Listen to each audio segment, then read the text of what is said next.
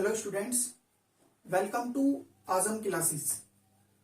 Last video में हमने अपना चैप्टर कंप्लीट किया था डेथ ऑफ ए पार्टनर।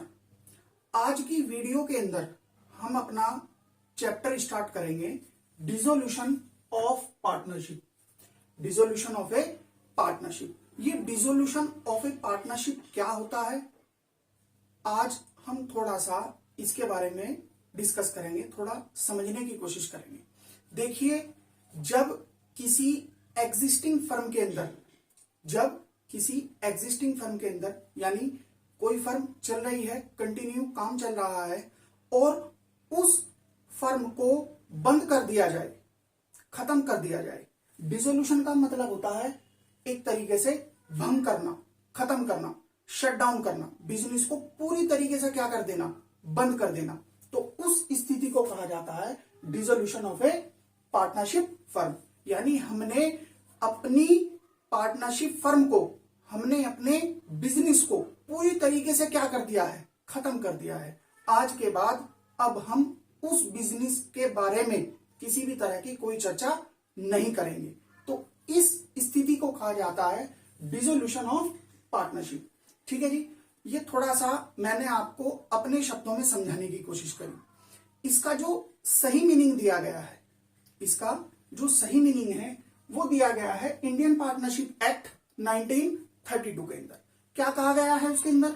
इसके अंदर बताया गया है according to the section 39, section 39 के according Indian partnership act 1932, Indian partnership act 1932 के अंदर dissolution of a firm, dissolution of a firm means dissolution of a partnership among all the partners in the firm.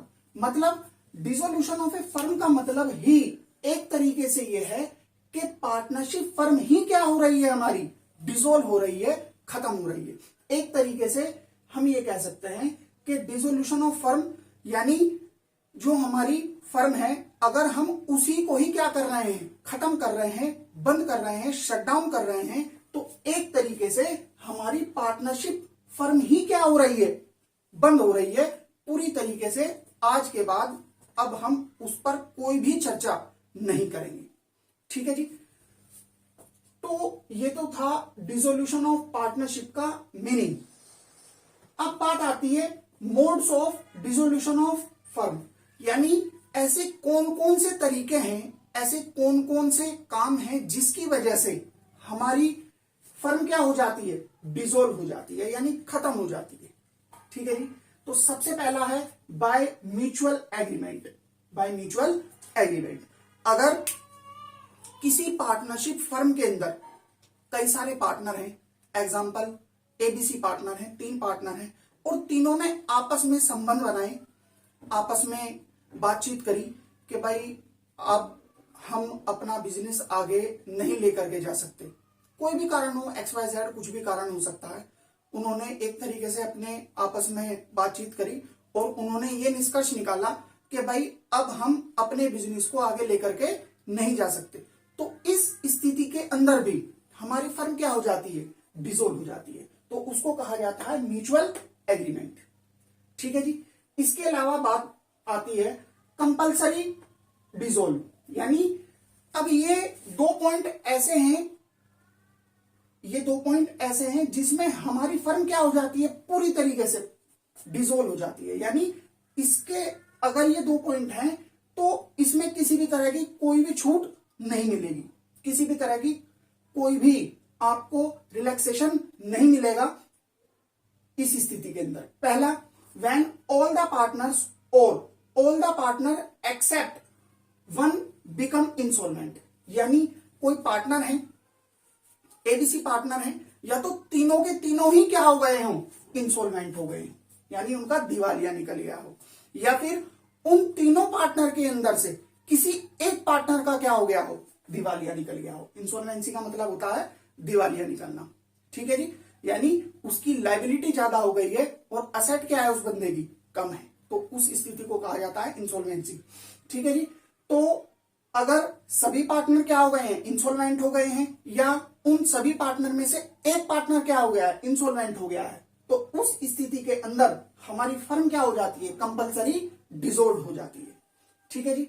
इसके बाद when business of the firm become unlawful, यानी हमारे firm का जो business है, हमारी फर्म का जो बिजनेस है वो क्या है, अनलॉफुल है, यानी बिल्कुल क्या है, वो बेकार है। लॉ ने उसको पूरी तरीके से क्या कह रखा है, मना कर रखा है। तो उस स्थिति के अंदर भी हमारी फर्म कंपलसरी क्या हो जाती है, डिसॉल्व हो जाती है। ठीक है जी। नेक्स्ट है बाय नोटिस। बाय नोटिस यानी इस पॉइंट को समझने के लिए एग्जांपल है, 3 पार्टनर है हमारे पास, ए, बी और सी। किसी ए पार्टनर ने, ठीक है, पार्टनरशिप एट विल यानी अपनी इच्छा के अनुसार, किसी ए पार्टनर ने कहा कि भाई एक काम करो, आप इस फर्म को क्या कर दो, डिसॉल्व कर दो। किसी भी बात पर कुछ भी एक्स वाई जेड कोई भी बात हो सकती है, तो उसने क्या कहा कि भाई एक काम करो, इस फर्म को क्या कर दो, डिसॉल्व कर दो।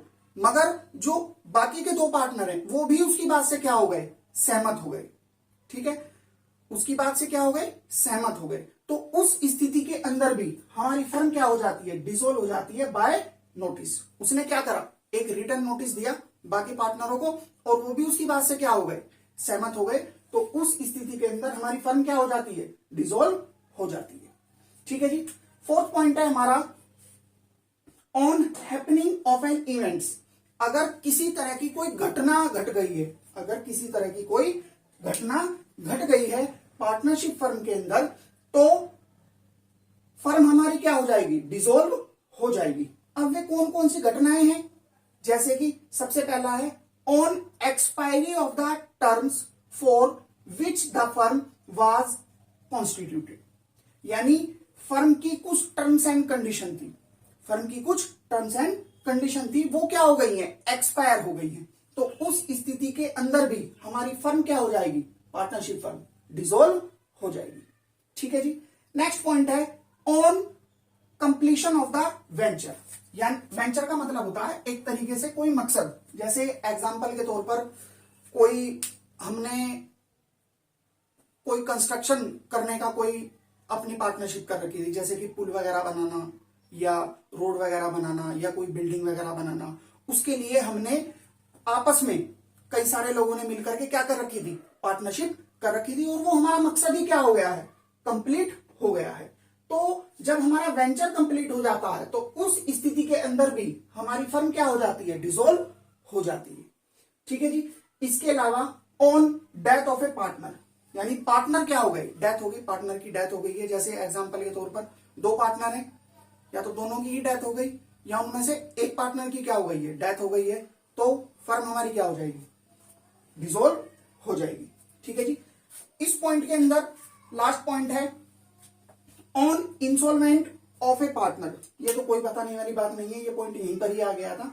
यानी पार्टनर क्या हो गए हैं, इंसॉल्वेंट हो गए हैं, उनका क्या हो गया है, दिवालिया निकल गया है। तो ये कुछ इवेंट्स थे जिसकी वजह से हमारी फर्म क्या हो जाती है, डिसॉल्व हो जाती है, खत्म हो जाती है, भंग हो जाती है, यानी शटडाउन हो जाती है। ठीक है जी। इसके अलावा हमारा लास्ट पॉइंट है 5th पॉइंट। 5th पॉइंट के अंदर बताया गया है डिसोल्यूशन बाय कोर्ट, यानी कोर्ट भी हमारी फर्म को क्या कर सकता है, डिसॉल्व कर सकता है। वो किन किन स्थितियों में करेगा। पहला पॉइंट है a person become unsound mind, यानी हमारा कोई पार्टनर है, हमारे पार्टनर है, 3 पार्टनर है, उन पार्टनर के अंदर से कोई एक बंदा या 2 बंदे अनसाउंड माइंड हो गए, यानी अब उनका दिमाग सही तरीके से काम नहीं कर रहा है एक नॉर्मल पर्सन की तरह। तो उस स्थिति के अंदर भी हमारी फर्म क्या हो जाएगी, डिसॉल्व हो जाएगी। ठीक है, कोर्ट कह देगा कि भाई इस फर्म को क्या करो, डिसॉल्व करो, बंद करो, खत्म करो इसको। ठीक है।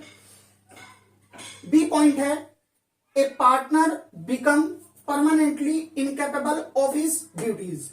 एक पार्टनर है, कोई पार्टनर है पार्टनरशिप फर्म के अंदर, कोई पार्टनर है और वो अपनी ड्यूटीज को, जो उसकी ड्यूटी है, उन ड्यूटी को करने में परमानेंटली क्या है, पूरी तरीके से इनकेपेबल है, वो कर नहीं सकता उस काम को, चाहते हुए भी नहीं कर सकता। कुछ भी कारण हो सकता है XYZ, तो उस काम को करने में वो क्या है, इनकेपेबल है पूरी तरीके से।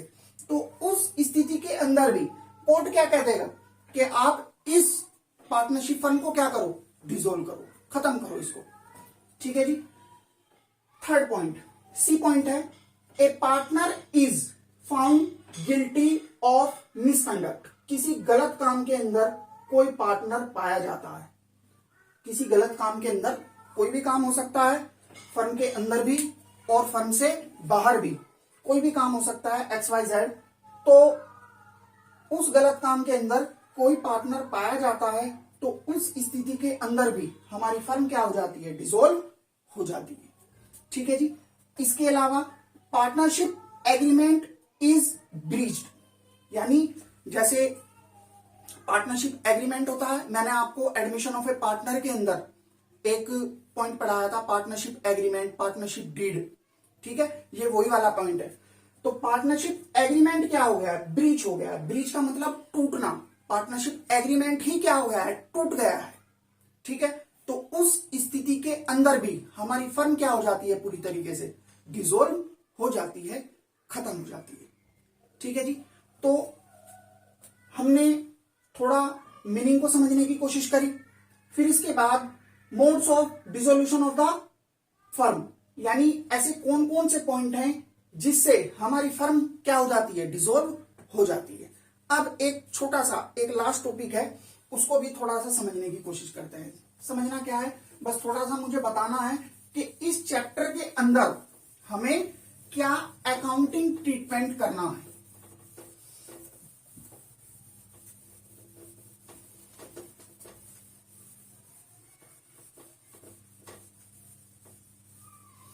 तो लिख लेते हैं, accounting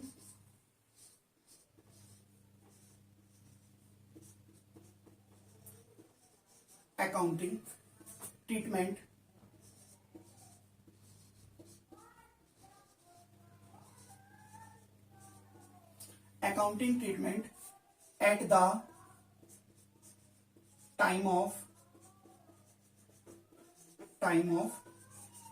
dissolution of a firm, dissolution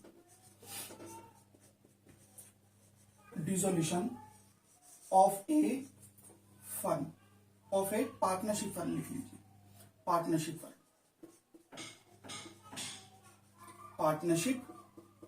firm, यानी कौन कौन से अकाउंटिंग ट्रीटमेंट होंगे जब हमारी पार्टनरशिप फर्म क्या होगी, डिसॉल्व हो जाएगी। ठीक है जी। तो इस स्थिति के अंदर सबसे पहले हमें क्या करना होगा, रियलाइजेशन अकाउंट प्रिपेयर करना होगा।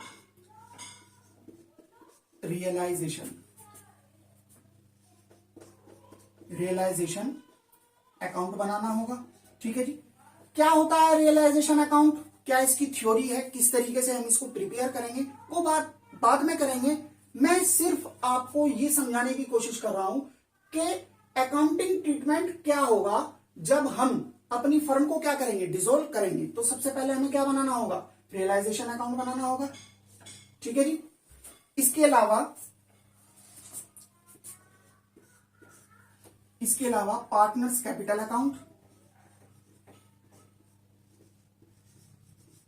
पार्टनर्स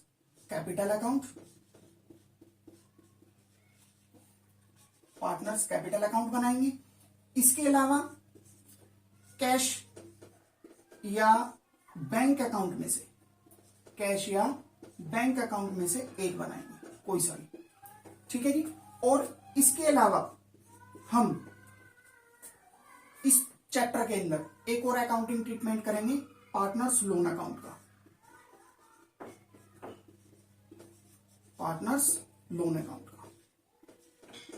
उसको भी हम इस चैप्टर के अंदर कवर करेंगे। पार्टनर्स लोन अकाउंट, किस तरीके से पार्टनर्स का लोन अकाउंट प्रिपेयर होगा, वो भी हम इसके अंदर थोड़ा समझने की कोशिश करेंगे।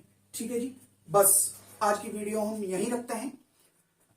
नेक्स्ट वीडियो के अंदर हम अपना रियलाइजेशन का टॉपिक उठाएंगे। रियलाइजेशन कैसे बनाते हैं, क्या इसकी थ्योरी है, क्या इसका नेचर है, उसके बारे में थोड़ा सा जानने की कोशिश करेंगे। ठीक है जी। इसके अलावा मैं आपको और इंफॉर्मेशन देना चाहता हूं। अगर आप हमारी लाइव क्लासेस लेना चाहते हैं तो नीचे डिस्क्रिप्शन के अंदर हमारी वेबसाइट से रिलेटेड लिंक पड़ा हुआ है। प्लीज आप एक बार जाकर के हमारी वेबसाइट पर विजिट करें तो आपको पता लग जाएगा कि हम किस तरीके से लाइव क्लासेस लेते हैं। इसके अलावा अगर आपको हमारी वीडियो अच्छी लगी तो लाइक करें, शेयर करें और चैनल को सब्सक्राइब करें। Thank you.